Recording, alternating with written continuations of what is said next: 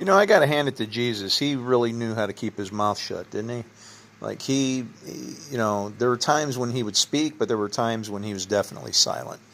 And I'll tell you that when he did speak in a situation where he was being, confronted, man, he just shut the whole thing down.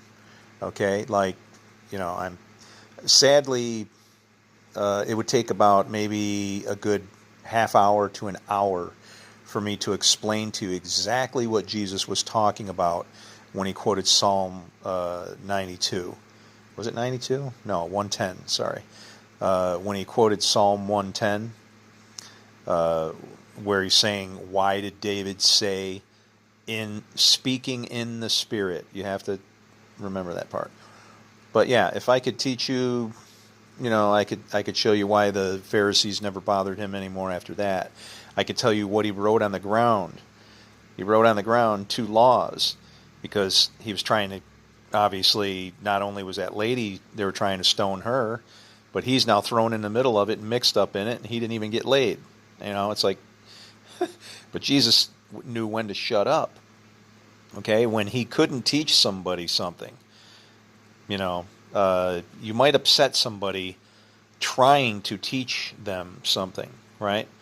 Like, I got into trouble with a police officer once because I was trying to explain to him that he had the job of a devil. He didn't like that. And I said, well, do you not go around seeking whom you can catch in their sin? Can't argue with that, can you?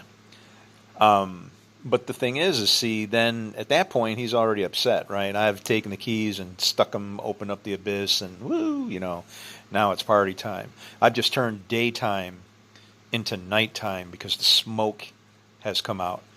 It has clouded up the sun that is trying to show the Lord's glory and that light, that message that guy could know and understand, right?